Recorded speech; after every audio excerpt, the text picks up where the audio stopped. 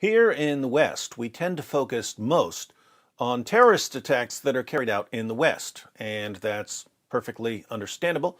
The closer to your home a terrorist attack is, the greater its potential impact on your life and family and community, and therefore the more attention it demands.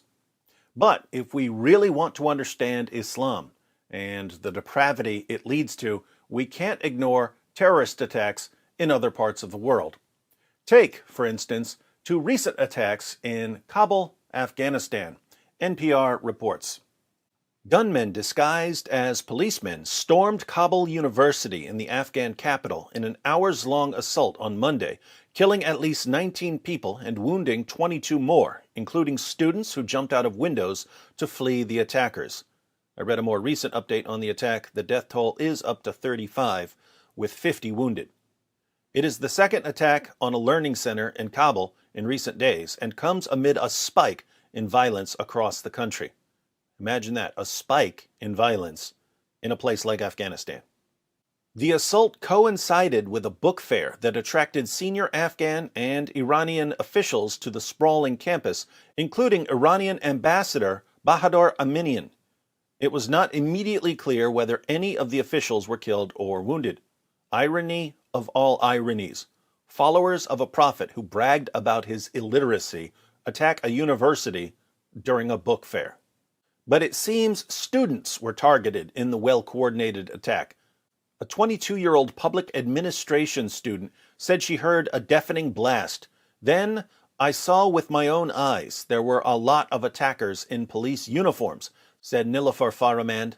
She says the assailants rushed to the law internship center where she was in class. Notice, they were attacking the law internship center.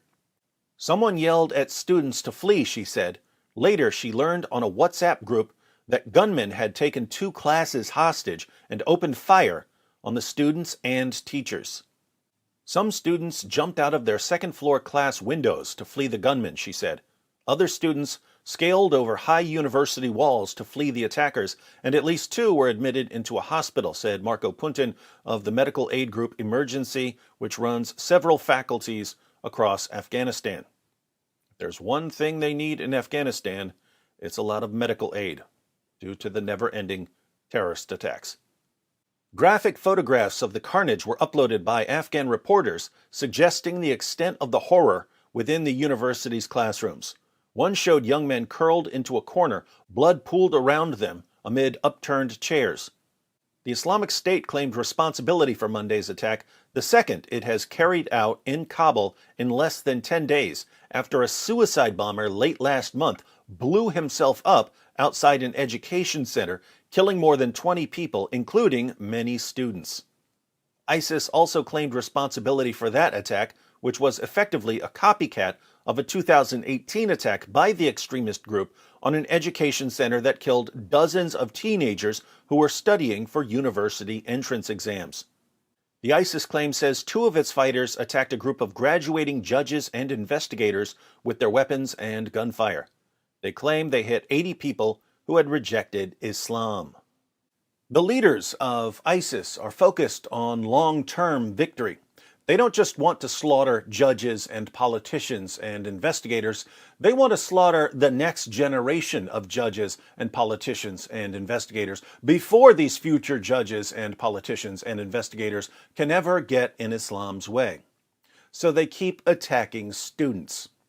Americans and Europeans are shocked when jihadis kill Christians attending church or people out for a meal. But in Afghanistan, kids can't even go to school without having to worry about jihadis slaughtering them in the name of Allah.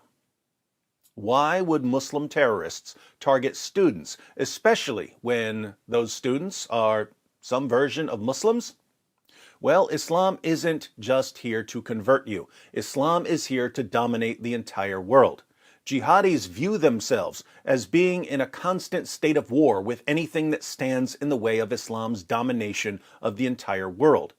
And if you're a non-Muslim, or even a Muslim from the wrong sect of Islam, or even a Muslim from the right sect of Islam, but you're fighting for the wrong team, then you are a target. And the Quran makes it extremely easy to justify killing just about anyone. In Surah 4, verse 65 of the Quran, Allah declares, "But know, by your Lord, they can have no faith until they make you, O Muhammad, judge in all disputes between them, and find in themselves no resistance against your decisions, and accept them with full submission." Notice, Islam means submission. But you submit to Allah by submitting to Muhammad, and you submit to Muhammad by mindlessly agreeing with everything he says. If you don't make Muhammad judge in all your disputes, if you find in yourself any resistance against Muhammad's decisions, you have no real Islamic faith. You're not a real Muslim. You're either an unbeliever or a hypocrite. And what does Allah say about unbelievers and hypocrites? O Prophet Muhammad, strive hard against the disbelievers and the hypocrites, and be harsh against them. Their abode is hell, and worst indeed is that destination. The Arabic here for strive is wage jihad. Wage jihad not only against unbelievers, people who don't believe in Islam, but also against hypocrites, people who believe in Islam but who aren't following it properly. This is, of course, a recipe for endless bloodshed, because one Muslim group will always be able to point to another Muslim group and say, "You're not following Islam properly, so I'm commanded to fight you just as I'm commanded to fight the unbelievers." So, attacks against non-Muslims will continue. Attacks against Muslims will continue. If jihadis don't have the resources to march in and subjugate an area, they'll focus on destabilizing it. They'll try to keep the area as weak as possible until they are able to march in and subjugate it as Allah commands. If you want to understand how far jihadis are willing to go in their efforts to violently subjugate the entire world, if you want to know what the future holds if Islam continues to spread, there's no better place to look than Afghanistan.